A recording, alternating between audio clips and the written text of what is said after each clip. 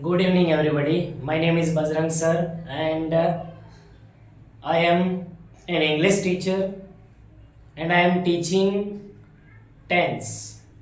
So today, our topic is tense. So without delay, I am going to start. This is the past tense, and as I usually told, जैसा कि मैंने बताया है कि हर एक tense के चार कैटेगरीज होते हैं, तो बिल्कुल इस पास्ट टेंस के भी चार कैटेगरीज हैं, जिसमें past indefinite, past continuous, past perfect and past perfect continuous. These four categories. Now we need to remember and learn the helping verb of these all categories. So what is the helping verb of past indefinite? Did. And main verb, verb की second form and verb की first form.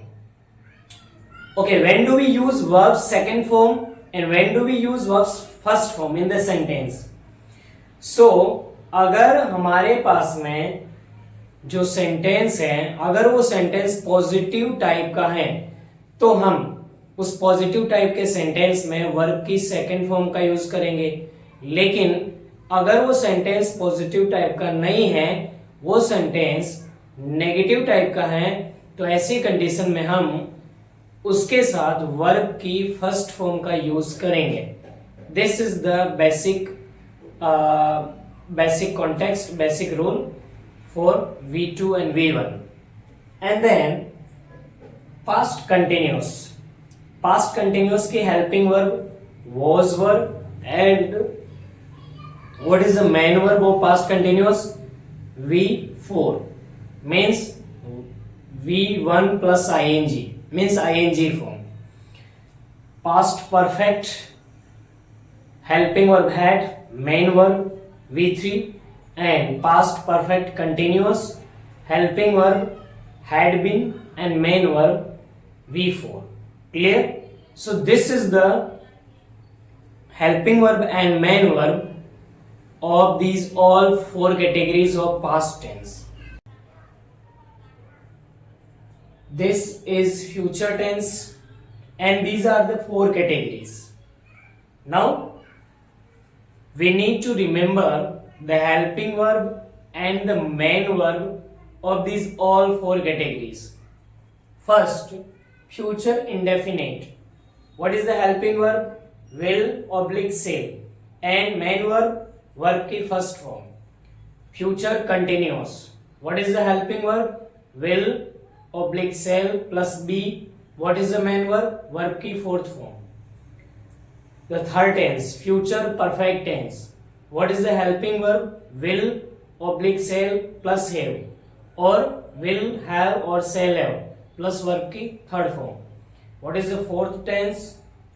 Future perfect continuous tense. What is the helping verb? Will have been, shall have been. What is the main verb? Verb की fourth form. So basically these are the four categories of future tense, and these are the helping verb. Now we need to move ahead for the formation of the sentences. Now we have to see that how can we use these all formulas and helping verbs and main verbs to create sentences, to translate sentences from Hindi. So basically हम इन हिंदी के sentences की English में translate करने वाले हैं. हमें देखने वाले हैं कि ये जो सेंटेंस हैं ये कौन सी टेंस से बिलोंग करते हैं, और इन सेंटेंसेस को हम कैसे इंग्लिश में ट्रांसलेट कर सकते हैं. बेसिकली मैं बहुत ही इजी सेंटेंसेस ले रहा हूं ताकि कोई भी स्टूडेंट, कोई भी पर्सन जिसे इंग्लिश की ट्रांसलेशन या इंग्लिश के टेंस में बिल्कुल भी इंटरेस्ट नहीं होता है, या उसको बिल्कुल समझ में नहीं आया हुआ है, और वो इनिशिएट कर रहा है, इनिशियली स्टार्ट कर रहा है, राम किताब पढ़ता है, राइट. सबसे पहले this is the first sentence, Ram ने किताब पढ़ी, राम किताब पढ़ेगा. There are three sentence, we have 3 sentences. Clear?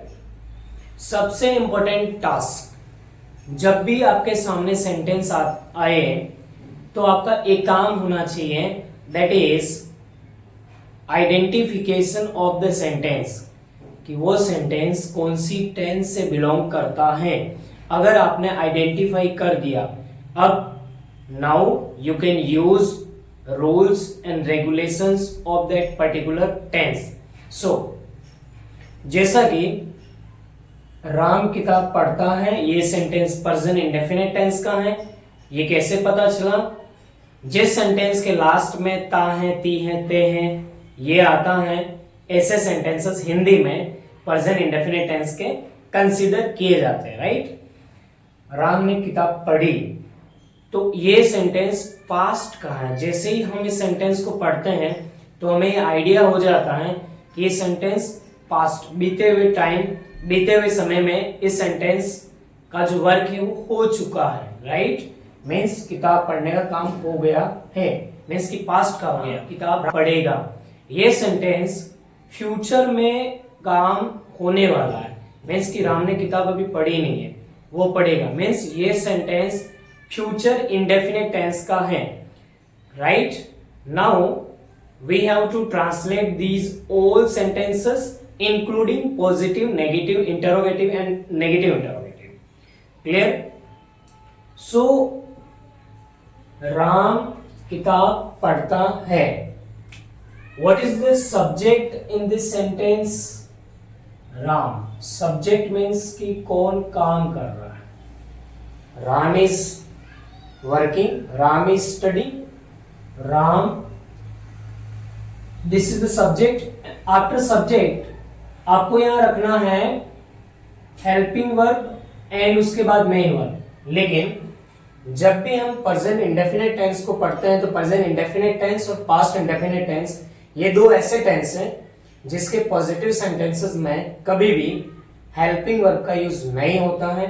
Right? तो यहां पे हम सीधा मेन वर्ब, तो यहां वर्ब है पढ़ना, पढ़ने को बोलते हैं रीड, एंड क्योंकि ये subject third person singular subject है, राइट, इसीलिए मैं यहाँ एस या एस का यूज हम करते हैं वर्ब के साथ, तो मैं यहाँ एस का यूज कर रहा हूं। राम रीड्स, किताब पढ़ता है, a book.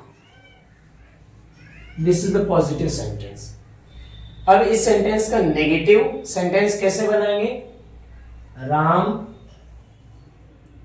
And we have now to helping verbs, do and does. Do का यूज हम first person and second person subject के लिए करते हैं। First person and second person subject कौन कौन से होते हैं? फर्स्ट पर्सन जो स्पीकर मीन्स की आई एंड वी, मैं और हम, राइट, और इसके सारे केसेस इसके साथ में आ जाते हैं। सेकेंड पर्सन यू, आप लिसनर, इसके भी सारे केसेस आ जाते हैं। अगर हमारे पास में subject first person and second person है तब हम डू का यूज करेंगे, और अगर हमारे पास सब्जेक्ट थर्ड पर्सन है सिंगुलर का, जैसे ही वो, सी वो, ही वो बॉय, सी वो गर्ल, राइट, फिर किसी भी थिंग का नाम, किसी भी चीज का नाम, किसी भी वस्तु का नाम, किसी भी जगह का नाम, तो थर्ड पर्सन सिंगुलर है। तो ये थर्ड पर्सन सिंगुलर के लिए हम किसका यूज करते हैं? डज का। तो राम एक लड़के का नाम है जो कि एक थर्ड पर्सन सिंगुलर है, तो यहां हम यूज करेंगे राम डज, और ये एक नेगेटिव सेंटेंस है इसीलिए नॉट का use, Ram does not read a book. Clear? Negative sentence बन गया। Now interrogative. इंटरोगेटिव में मैंने ये बताया था कि हम हेल्पिंग वर्ब को सब्जेक्ट से रिप्लेस करते हैं, तो हेल्पिंग वर्ब डज और राम हेल्पिंग वर्ब की जगह, एंड बाकी पूरा सेंटेंस रीड ए बुक, पूरा सेम। नेगेटिव इंटरोगेटिव में हम सब्जेक्ट के बाद में नॉट लगा देते हैं, does Ram not read a book. Clear? ऐसे हमने पूरा सेंटेंस बना लिया। Ram reads a book, Ram does not read a book, does Ram read a book, does Ram not read a book. Now the second sentence is Ram ने किताब पढ़ी, मीन्स कि वो काम हो गया है, मीन्स कि ये सेंटेंस है पास्ट इंडेफिनिट टेंस का। तो पास्ट इंडेफिनिट टेंस में हमें पता है कि ये सेंटेंस पॉजिटिव का है।